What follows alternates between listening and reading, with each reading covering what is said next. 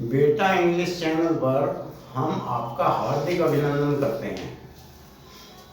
जैसा कि हमने आपको प्रारंभ में ही इंट्रोडक्शन वाली कैसेट में उसी वीडियो में बताया था कि हम एक इंटीग्रेटेड इंग्लिश कोर्स आपको देने जा रहे हैं। उसी कोर्स की पहली कड़ी में हम बेसिक इंग्लिश ले रहे हैं, जिसमें हमने आपको अल्फ़ाबेट से लेकर फोनेटिक सिंबल्स, इंग्लिश प्रोनाउंसिएशन और वर्तमान में वर्ड पावर प्लस के नाम से हमारा चैप्टर चल रहा है, जिसमें हम आपको वर्ड बिल्डिंग, कैसे वर्ड बिल्ड होते हैं, आपकी वर्ड पावर कैसे बढ़ेगी, प्लस फ्रेजेस एंड इडियम्स, ये बता रहे हैं। इस क्रम को हम जारी रखेंगे। ये इंटीग्रेटेड इंग्लिश कोर्स का ही क्रम है, लेकिन आज हम एक स्पेशल वीडियो आपके सामने रखने जा रहे हैं, जिसमें कि हमारा ट्रांसलेशन का एक प्रीव्यू हम आपको देने जा रहे हैं। जैसा कि आप सभी जानते हैं कि ट्रांसलेशन एक बहुत ही महत्वपूर्ण हिस्सा होता है, और पहले ही हम बता चुके कि हम आपको इंटीग्रेटेड कोर्स में सभी तरह की चीज़ें, ट्रांसलेशन भी, ग्रामर भी पूरी, और वोकेबलरी, रिटन कम्युनिकेशन भी, जिसमें essay writing, letters, reports writing, thesis writing, वो भी आपको उसकी पूरी जानकारी देंगे।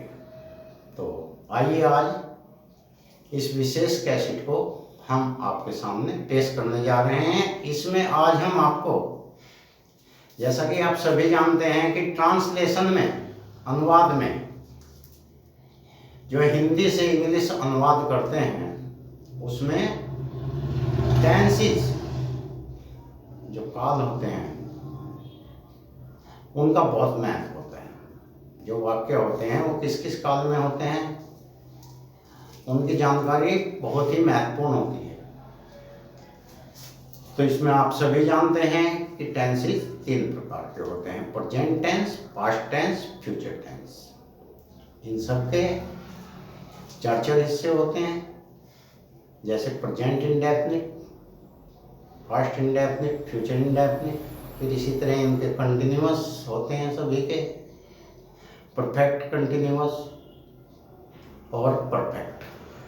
4 हिस्से सभी के होते हैं। तो आज हम आपको प्रेजेंट इंडेफिनिट की जानकारी देंगे। उसमें जैसा कि आप सभी जानते हैं, और आमतौर से ज़्यादातर जितने भी हिंदी से इंग्लिश अनुवाद पढ़ाते हैं, वो सभी यही बताते हैं, और अधिकतर पुस्तकों में भी यही लिखा है कि जिन हिंदी वाक्यों के अंत में जिनमें ता है, ती है, ते है आदि शब्द आते हैं, वे वाक्य प्रेजेंट इंडेफिनिट के होते हैं। जैसे वह स्कूल जाता है, वह खाना खाती है, वे स्कूल जाते हैं, आप क्रिकेट खेलते हैं।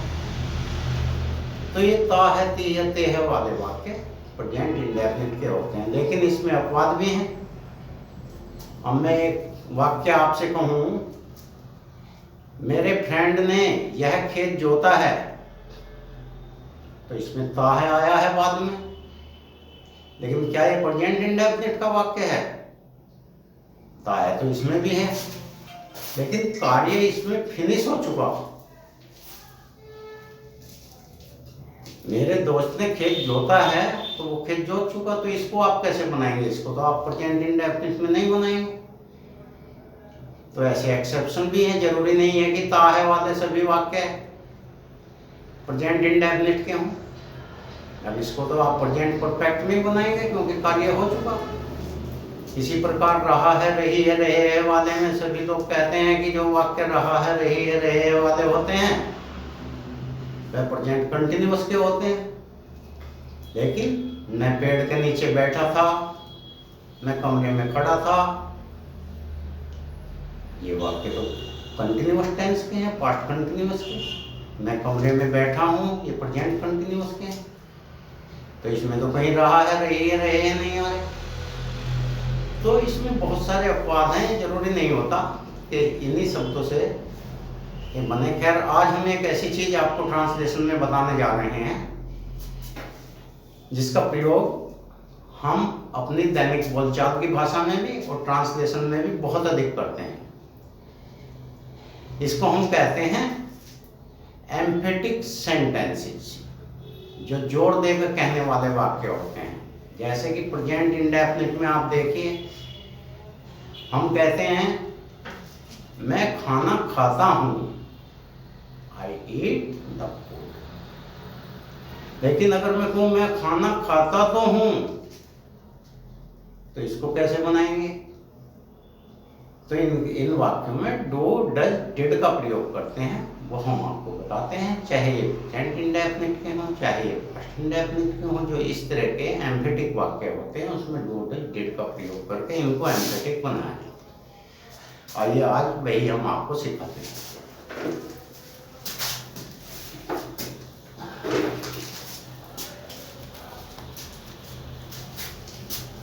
तो सर्वप्रथम हम लेते हैं use of do, does, did.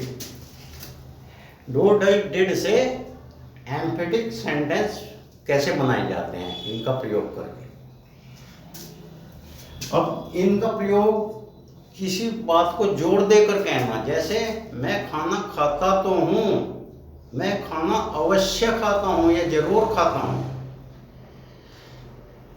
To emphasise a sentence, तो वहां इनके लिए डू या डज का, प्रेजेंट टेंस में डू या डज का प्रयोग करते हैं प्रेजेंट इंडेफिनिट में, और पास है तो डिड का। जैसे फॉर एग्जाम्पल आप देखिए, मैं गाना गाता हूं, ये नॉन एम्फेटिक है, तो इसकी हम सिंपली बनाएंगे आई सिंग ए सॉन्ग, गाना गाता हूं। लेकिन इसको अगर हम एम्फेटिक वे में कहते हैं, मैं गाना गाता तो हूं, तो एम्फेसिस हो गया। मैं खाना खाता तो हूं, एम्फेसिस हो गया। तो उसमें फिर क्योंकि आई के साथ डो लगता है, अगर ये ही होता तो डज लगाते इसमें, और वर्ब की फर्स्ट फॉर्म में जब कहीं भी डज लगाते हैं हम, आप सभी जानते हैं, ऐसे यस नहीं लगता।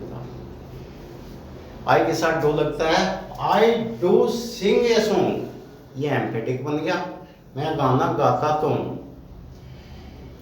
इसी प्रकार अन्य एग्जाम्पल हैं, मैं पत्र लिखता तो हूं, मैं पत्र लिखता हूं, आई राइट ए लेटर।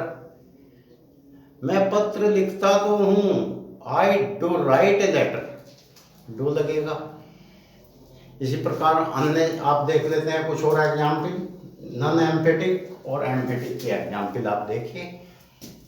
वह मुझे प्यार करती है, सिंपल है, शी लव्स मी, हो गया। इसलिए इसमें एस लगा क्योंकि ये सिंगुलर नंबर है, इसका सब्जेक्ट जो है। लेकिन जब हम इसको एम्फेटिक बनाएंगे, जोड़ देकर कहेंगे, वह मुझे अवश्य या जरूर प्यार करती है, या वह मुझे प्यार करती तो है, तब इसको हम सी डज लव मी, इसमें डज भी लगा देंगे। जबकि प्रेजेंट इंडेफिनिट में ऐसा नहीं होता, तो डज का आमतौर से प्रयोग नहीं होता। नेगेटिव की बात अलग है, लेकिन अफर्मेटिव में प्रयोग नहीं होता। लेकिन एम्फेटिक अगर है तो उसमें प्रयोग होता है। सेकंड सेंटेंस देखिए, ये इंपेरेटिव सेंटेंस है।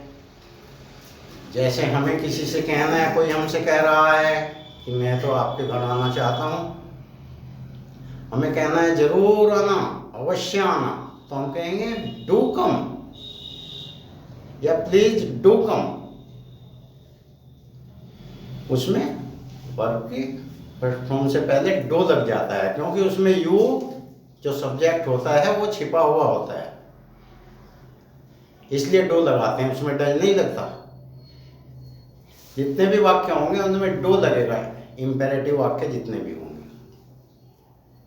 एक ही तरीका हो गया। आइए इसकी भी एक एग्जाम्पल देखते हैं। भगवान पर भरोसा रखो, हैव फेथ इन गॉड, ये इम्पेरेटिव है। तो अब इसको जब हम रखें भगवान पर अवश्य जरूर भरोसा रखो, तब इसको हम डू शुरू में ले आएंगे। Do have faith in God, भगवान पर अवश्य भरोसा रखो। इसी प्रकार अगर हैज हैव हैड का प्रयोग है सेंटेंस में, जैसे मेरे पास एक पेन है, मेरे पास एक पुस्तक है, मेरे पास एक मोबाइल सेट है, मेरे पास एक टीवी सेट है, मेरे पास सोने की चैन है, मेरे पास एक घड़ी थी। अगर इस तरह के वाक्य हैं हैव वाले, तो उनमें डू, डज या डिड का प्रयोग करते हैं, और उन सब के बाद हैव ही आता है, हैज किसी में या हैड किसी में नहीं आता। देखिए फॉर एग्जाम्पल, मेरे पास एक मोबाइल सेट है,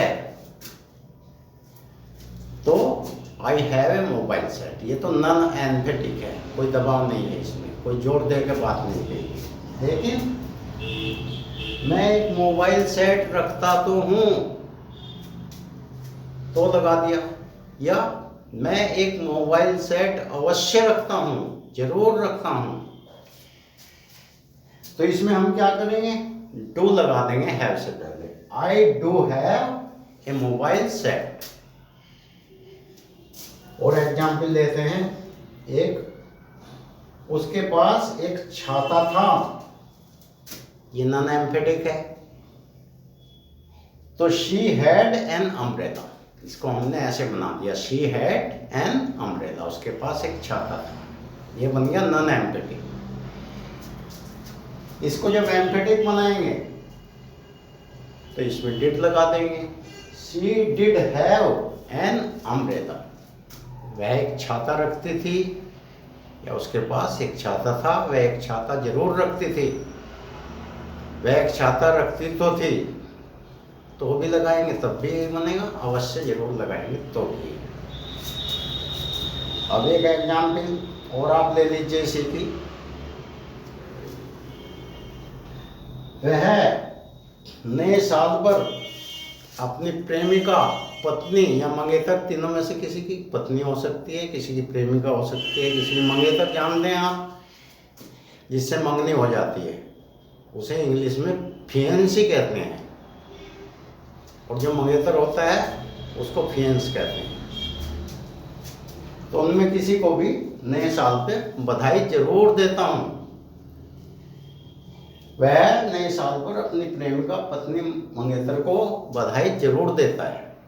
तो अब इसमें जरूर आ गया, तो इसका वही है, देता है, ता है, और सिंगुलर नंबर है ही, तो सीधा डज का प्रयोग होगा ऐसे।